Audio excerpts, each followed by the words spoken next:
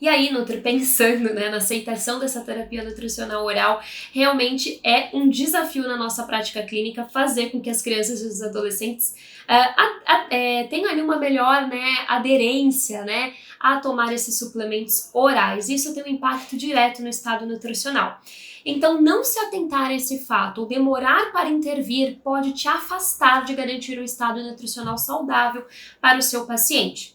Nutri, seja muito bem-vindo, muito bem-vinda ao programa Vida com Qualidade. Aqui eu falo com um nutricionista sobre como manter o estado nutricional saudável do paciente oncológico. Eu sou a Aline Barreiros, nutricionista oncológica, e o tema de hoje é Nutrição e Oncologia Pediátrica.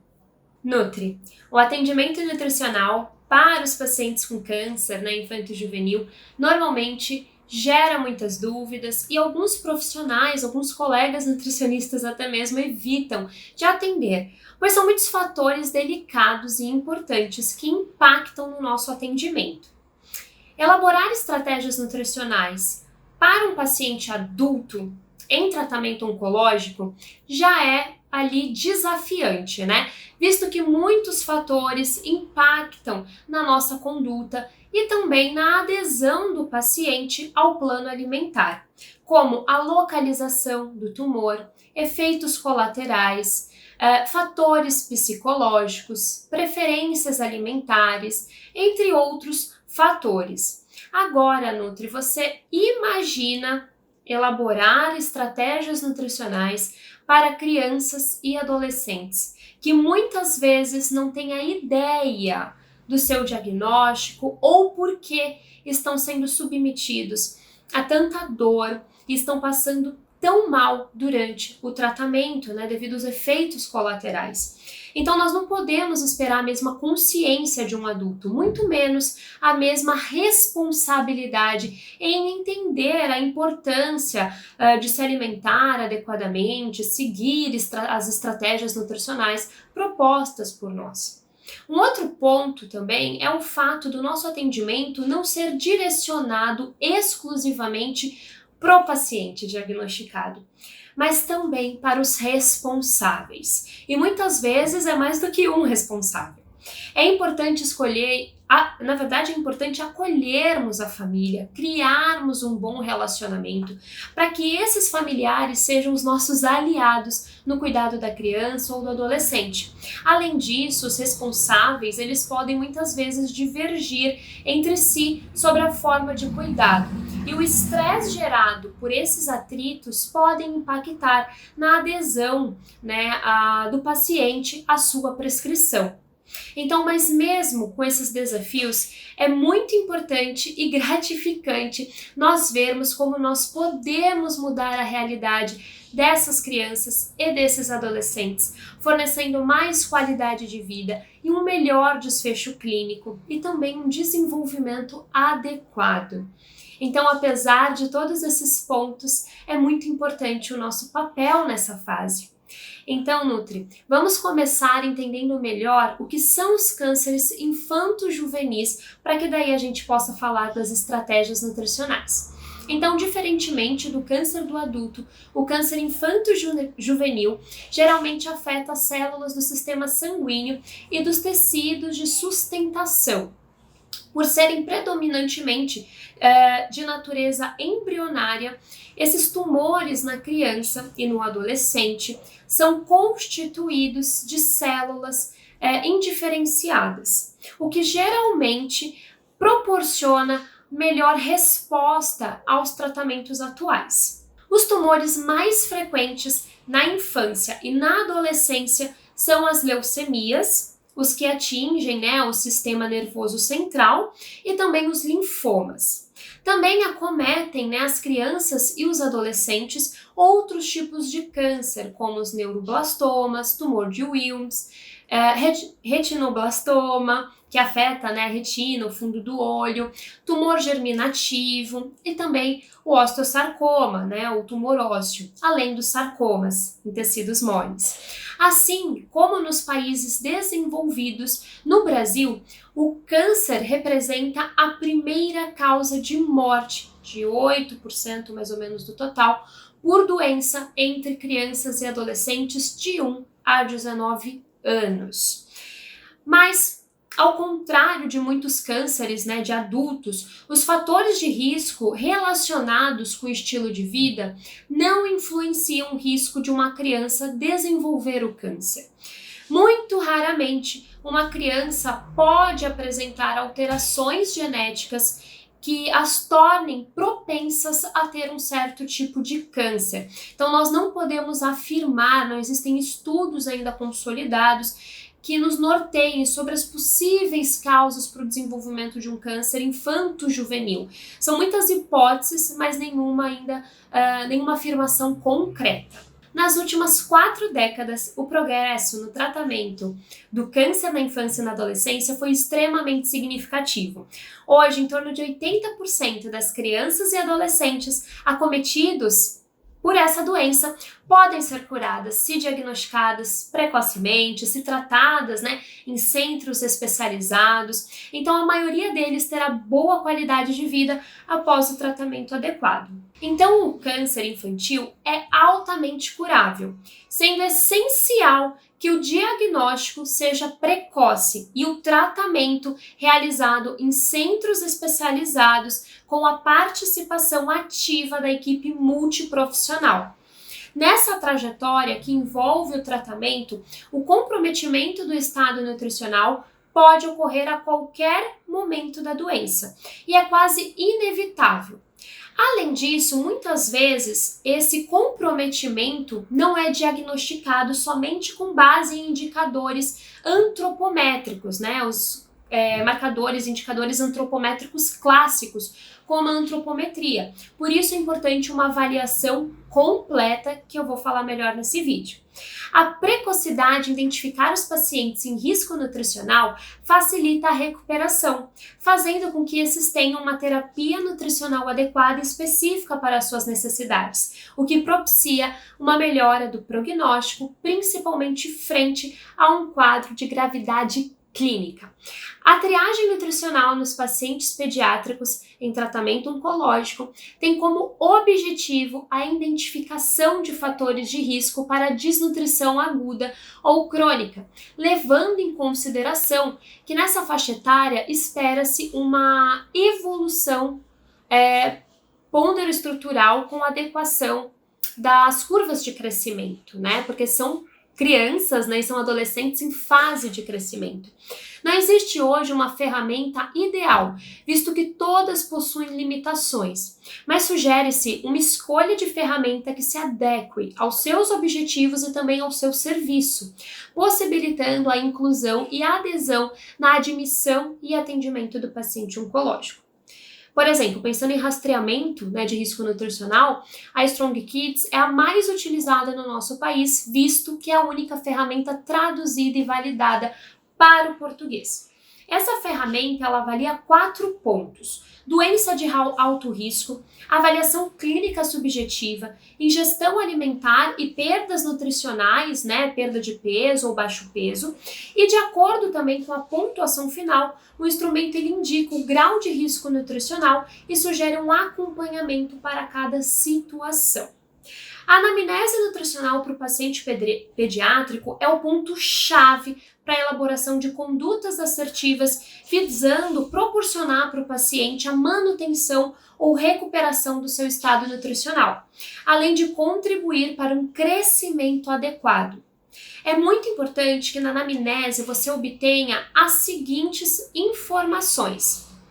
Então, por exemplo, disponibilidade e consumo de alimentos, condições socioeconômicas e também condições culturais, antecedentes clínicos e alimentares. Então, por exemplo, doenças prévias, alergias, restrições, alergias alimentares também, histórico do estado nutricional, se houve perda de peso também nos últimos tempos, como era o estado nutricional antes do tratamento, ingestão hídrica, mastigação, deglutição, hábito intestinal, presença de sinais e sintomas, uso de medicações, qual é o tratamento antineoplásico que o paciente vai ser submetido, tipo do tumor, localização e estadiamento são alguns dos pontos importantes para você ter na sua anamnese.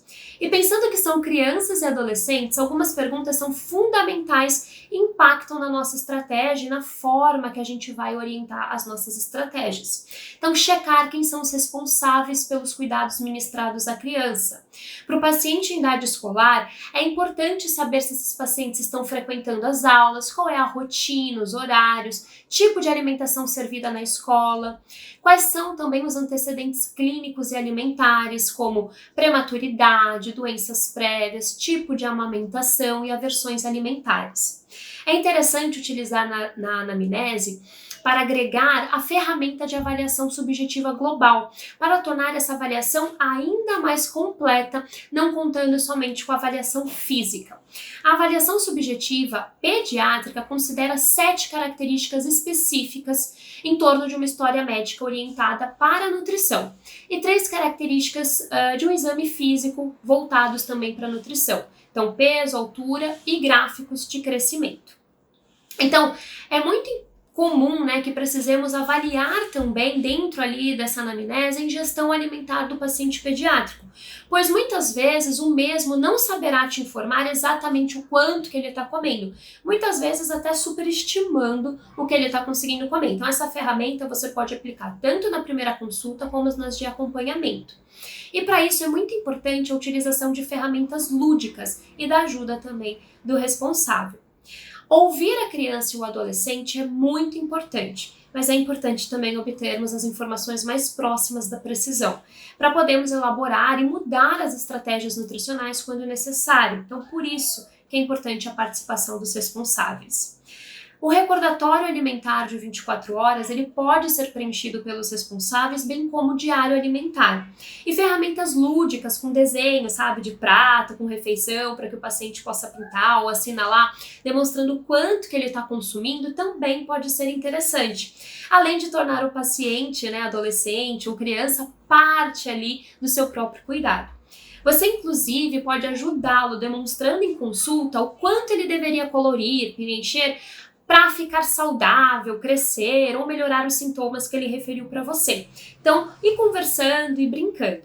Então, de maneira geral, para o preenchimento dessa anamnese, é muito importante a presença e a ajuda de um responsável, sendo ideal algum responsável que esteja no dia a dia da criança, como, por exemplo, os pais. Já aconteceu comigo de uma mãe perguntar se a filha adolescente poderia ir sozinha na consulta. E aí eu tive que explicar para ela a importância da paciente ser acompanhada, pois muitas das minhas orientações se aplicariam a ela, a mãe, e não somente ao adolescente. E é muito importante que todas as dúvidas sejam tiradas na consulta, porque qualquer mal-entendido, informação, enfim, que a adolescente esquece de passar para a mãe depois, pode comprometer a execução das estratégias nutricionais e o estado nutricional também do paciente. Além disso, a primeira consulta tende a ser uma consulta mais longa, com muitas informações. A alimentação infantil em situações comuns, ela já tem uma grande importância considerando a sua influência no desenvolvimento do jovem.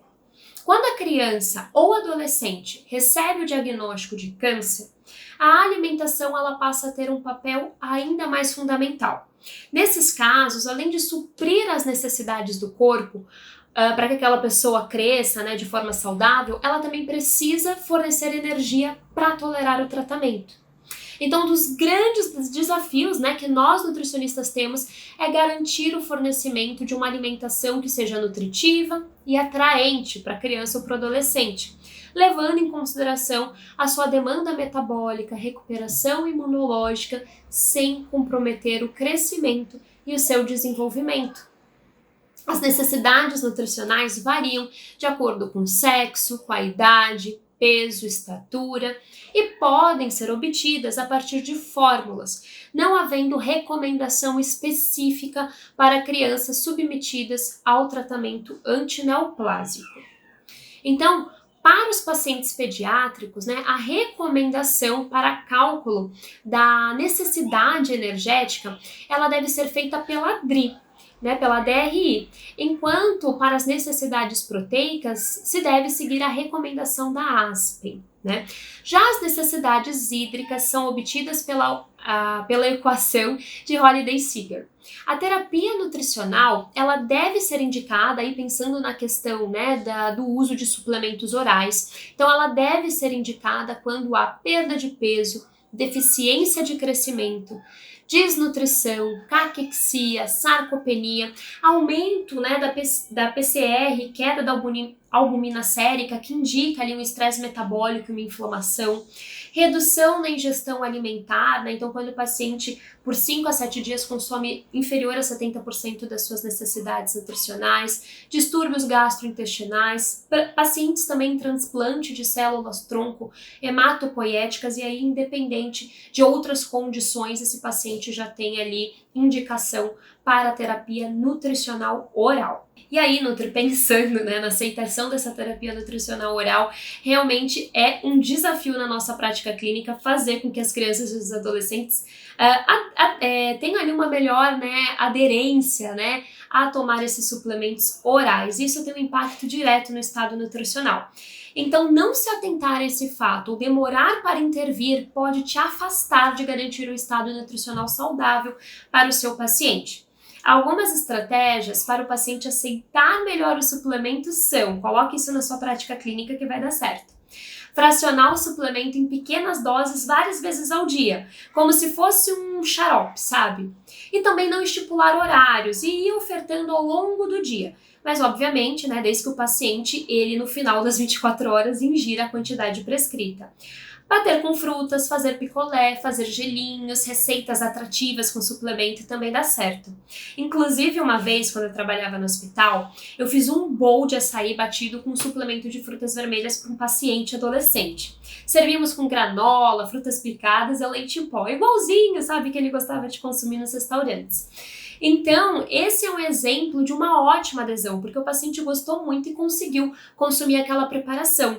Então, isso é um bom exemplo de como você pode unir as memórias afetivas do seu paciente com o suplemento para que ele possa ter uma melhor adesão à tua prescrição. Agora, se mesmo com o suplemento, né, a ingestão alimentar continuar inferior, né, representar ali menos que 70% das necessidades energéticas, ou caso ainda a criança ou adolescente apresente uma perda de 2 a 5%, né, uma perda de peso, aí já recebe a indicação da terapia nutricional enteral. Então, é muito importante que a gente acompanhe de pertinho como que está a ingestão alimentar do paciente, se ele está conseguindo consumir a totalidade do suplemento prescrito, né? Ou às vezes ele pode relatar, não, eu tomo, ou a mãe dele pode falar, eu tô batendo com suco, com vitamina, ele tem tomado, mas aí ele não toma o copo todo, por exemplo, ele toma só metade. Então, não temos como garantir que esse paciente recebeu 100% da prescrição, né? Então é importante o recordatório alimentar, né? O diário alimentar, ele é uma ferramenta muito valiosa nesse momento para que a gente possa justamente verificar como que está a ingestão alimentar e, se for o caso, sugerir a passagem da sonda, né, ou da terapia nutricional enteral, seja nasogástrica ou por ostomia. Agora, Nutri, pensando na qualidade da alimentação, em geral, nenhum alimento está proibido, né? Apenas é preciso tomar alguns cuidados com os alimentos ultraprocessados, de baixa densidade nutricional, por exemplo, doces, frituras, salgadinhos, refrigerantes, né, entre outros. Mas isso é pensando numa alimentação saudável, né?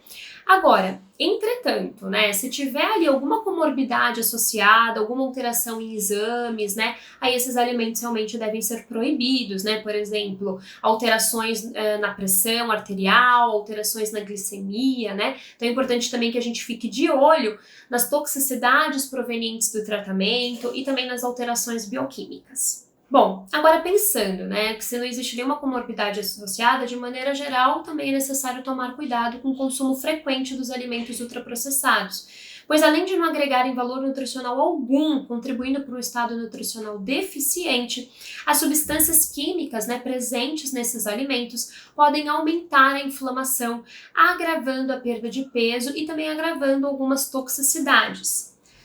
Frequentemente, né, os pacientes eles apresentam deficiência de alguns nutrientes devido aos efeitos colaterais provenientes do tratamento, como náusea, vômito, diarreia. E normalmente, né, as perdas ali de vitaminas e minerais, né, as deficiências mais comuns estão relacionadas às vitaminas A, C, D e do complexo B, além também dos minerais como zinco, selênio e ferro, que também tem uma diminuição ali significativa, né? Isso impacta, gente, esses nutrientes impactam na homeostase imunológica do paciente, impactam negativamente, né, favorecendo ali o desenvolvimento de anemia, piora de sintomas como fadiga. Então, muitas vezes, além das fontes alimentares, se faz necessária a suplementação desses micronutrientes, né? E é claro que a gente pode otimizar também as preparações utilizando fontes desses alimentos, essas vitaminas, desses sais minerais. Então, por exemplo, agregar vegetais em alguns sucos, caldo de legumes, colocar creme, sopas, fazer sorvetinhos de frutas, shakes, fazer farofinha de oleaginosas para colocar em cima do sorvete, em cima de milkshake, bater na vitamina. Então a gente pode utilizar de algumas estratégias culinárias, digamos assim, para também fazer com que esse paciente acabe consumindo uma maior quantidade desses alimentos de origem vegetal que acabam tendo ali esses nutrientes, né, esses micronutrientes. E aí, se for o caso, a gente acaba também suplementando. Vitamina D é algo muito importante que a gente deve prestar atenção. Normalmente a suplementação dela é geral, né, e a gente realmente tem que ali suplementar ou o próprio médico. Agora, pensando no manejo dos efeitos colaterais, esses são iguais como se fossem para um adulto. Contudo, vale lembrar que para as crianças e adolescentes a criação de receitas saborosas, atrativas e que resgatem a memória afetiva são muito importantes. Não que para um adulto não seja, mas criança precisa disso também para aderir melhor às tuas orientações. Como eu disse, não dá para esperar de uma criança ou até de um adolescente a responsabilidade, a consciência que um adulto tem. Então é muito importante que a gente trabalhe essa parte lúdica também. Então, Nutri, todas essas informações, elas são importantes para que você saiba como pode intervir na desnutrição nos pacientes pediátricos diagnosticados com câncer. A desnutrição, ela impacta na qualidade de vida do paciente, no prognóstico e no desenvolvimento adequado dessa criança e desse adolescente. Então, o tratamento antineoplásico, ele é extremamente agressivo e gera diferentes toxicidades que impactam, né, na ingestão alimentar e como consequência também no estado nutricional, além do próprio comportamento tumoral. E uma dessas toxicidades provenientes do tratamento é a imunossupressão. Então, a alimentação adequada e o uso de terapia nutricional adequada e no tempo certo é fundamental para melhorar a imunidade do paciente e também garantir um bom estado nutricional. E para finalizar, Nutri, uma dica, né, para você é que na medida do possível, torne essa criança, esse adolescente, parte participativa na elaboração do plano alimentar. Então, propor jogos em torno dos alimentos, receitas divertidas, oficinas culinárias, pode ajudar e muito na adesão do paciente ao tratamento nutricional. Agora, Nutri, pensando, né, num paciente pediátrico ou num adolescente que chega para nós com um estado nutricional inadequado, pensando em obesidade e sobrepeso, qual seria a nossa conduta, né? Exatamente a mesma, viu, Nutri? A desnutrição, ela não somente ela é caracterizada por uma desnutrição energética proteica, mas a desnutrição por deficiência de nutrientes também tem um impacto negativo no prognóstico, no desenvolvimento daquela criança. Então, obviamente que nós vamos calcular ali de acordo com o peso, com a faixa etária, com o peso ideal daquela criança, para que ela tenha um consumo energético adequado e não excessivo. E sempre trabalhando também a reeducação alimentar dentro das limitações que o próprio tratamento traz, nos efeitos colaterais, mas trabalhando a reeducação alimentar com essa criança.